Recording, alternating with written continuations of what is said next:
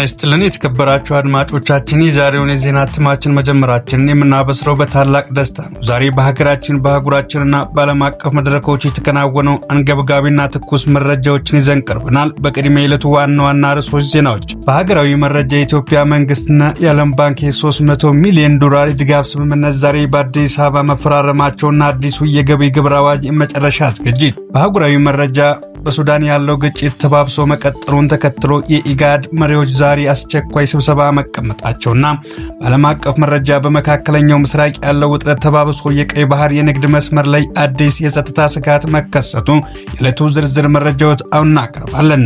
የኢኮኖሚ ማሻሻያና የገቢ ግብር አዋጅ ማሻሻያ ትላንትናና ዛሬ በመንግስት ከፍተኛ የኢኮኖሚ ባለሙያዎች ዘንድ ትልቅ ትኩረት ያገኘው ጉዳይ አዲሱ የግብር አዋጅ ነው።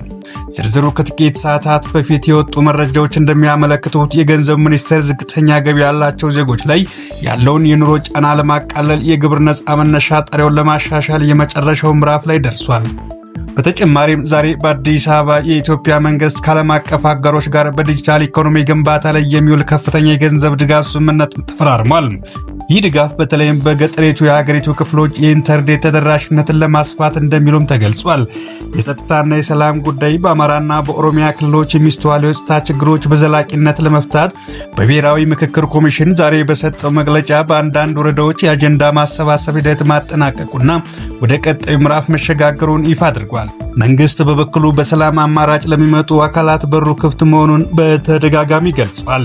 የግብርና ምርትና የውጭ ንግድ የዘንድሮ የመኸር ምርት ስብሰባ በተለያዩ የሀገሪቱ ክፍሎች በከፍተኛ ሁኔታ እየተከናወነ ይገኛል። የግብርና ሚኒስቴር ዛሬ በወጣው መረጃ ባለፉት 24 ሰዓታት ውስጥ ብቻ ወደ ውጭ የሚላከው የቡና ምርት መጠን ካለፈው ዓመት ተመሳሳይ ወቅት ጋር ሲነጻጸር በ15 በመቶ ብልጫ ማሳየቱን አስታውቋል። ወደ አህጉራዊ ዜናዎች እናልፋለን። የሱዳን ቀውስና የኢጋድ ስብሰባ ትናንትና ማታ በሱዳን ካርቱምና አካባቢው ከባድ ውጊያ መደረጉን ተከትሎ የኢጋድ መሪዎች ዛሬ አስቸኳይ የቪዲዮ ኮንፈረንስ እያካሄዱ ይገኛል። በስብሰባው ላይ የተኩስ አቁም ስምምነት እንዲደርስና ሰብአዊ እርዳታ የሚጓዝበትን አስተማማኝ ኮሪደር እንዲከፈት ክፍት እየተደረገ ነው። ኢትዮጵያም በዚህ ስብሰባ ላይ ንቁ ተሳትፎ እያደረገች ሲሆን ቀውሱ ቀጠናዊ ስጋት እንዳይሆን የሚረዱ ሰላም አማራጮችንም አቅርባለች። በአፍሪካ የጤና ደህንነት የአፍሪካ የበሽታ መከላከያ መቆጣጠሪያ ማዕከል ዛሬ በወጣው መግለጫ በአንዳንድ የምዕራብ አፍሪካ ሀገራት የታየው አዲስ የወረርሽኝ ስጋት ለመቆጣጠር ዝግጅት መጠናቀቁን አስታውቋል። የክትባት ስርጭት ለማሳለጥም ከዓለም ጤና ድርጅት ጋር በቅርበት እየሰራ መሆኑ ተገልጿል። ዓለም አቀፍ ዜናዎች የመካከለኛው ምስራቅ ውጥረት ባለፉት 24 ሰዓታት ውስጥ በመካከለኛው ምስራቅ ያለው ግጭት ወደ ቀይ ባህር መተላለፍ አቅጣጫም ሰፍቷል። ዝርዝሩን በንግድ መርከቦች ላይ የሚሰነዘረው ጥቃት በመጨመሩ ምክንያት የዓለም ትልልቅ የጭነት ኩባንያዎች የመርከብ መስመሮቻቸው እየቀየሩ ይገኛል። ይህ ሁኔታ የነዳጅና የሸቀጦች ዋጋ ላይ ዓለም አቀፍ ጭማሪ ሊያመጣ እንደሚችል የምጣኔ ሀብት ተንታኞች ዛሬ ጠዋት አስጠንቅቀዋል።